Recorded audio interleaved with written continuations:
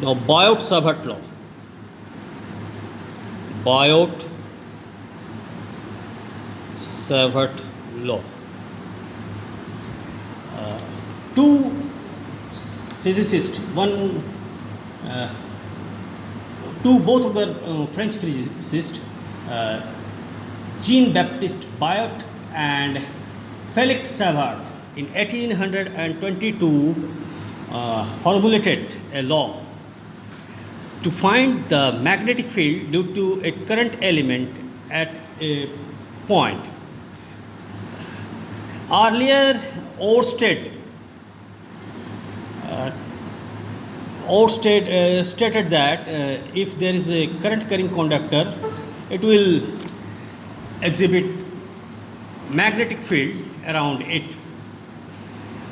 But how much magnetic field a current element will generate or produce, that was given by Biot Savart. Two French physicists, Jean-Baptiste Biot and Felix Savart. So the law states that if there is a current carrying conductor, and if you consider any current element del L, then the magnetic field it will produce, this current element will produce at a distance r from this current element. And you know that this del L length is infinitesimally small, that means very, very small, even smaller than you can imagine. It is beyond your imagination how small del L is. So it will also generate a magnetic field which will be also very, very small at point P. And he stated that dB is directly proportional to del L. dB is directly proportional to I. dB is directly proportional to sine of theta. And what is theta? Theta is the angle between this position vector r and the tangent drawn at del L.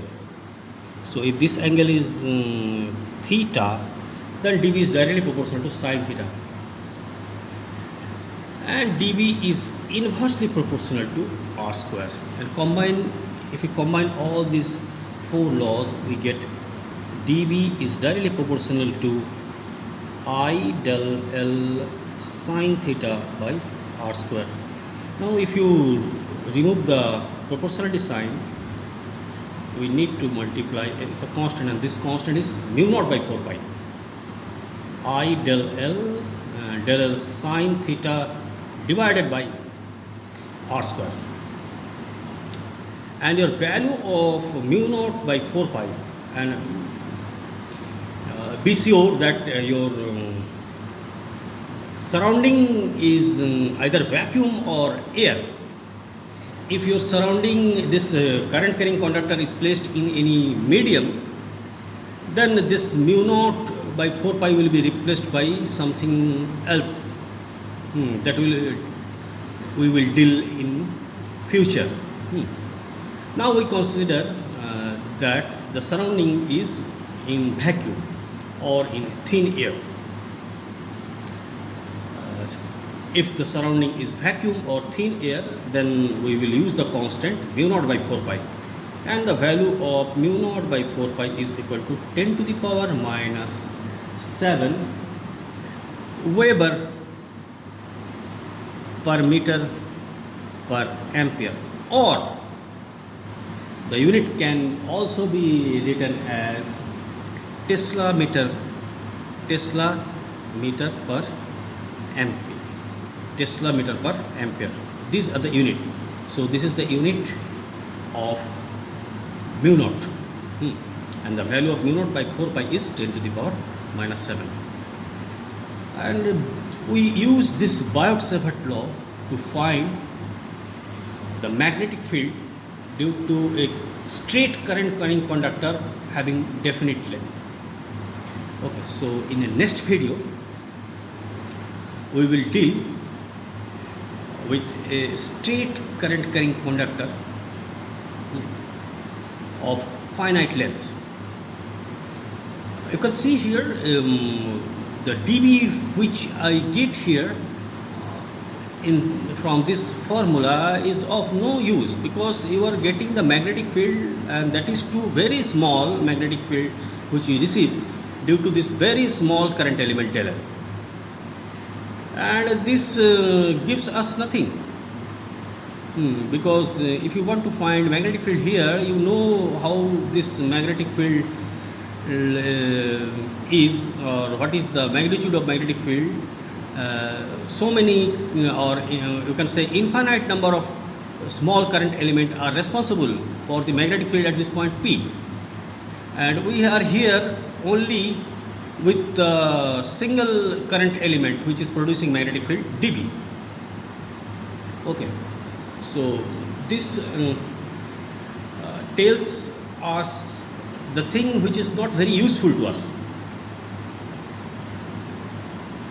But this formula becomes very much useful for us if this length, this wire, here we have considered an irregular wire, and if this wire is regular, that is, if it is a straight line, or if it is the wire is a circular wire or helical wire, then this formula can be used very effectively to find magnetic field due to a straight current carrying conductor. Or I can use this formula for a wire is circular in shape or helical in shape.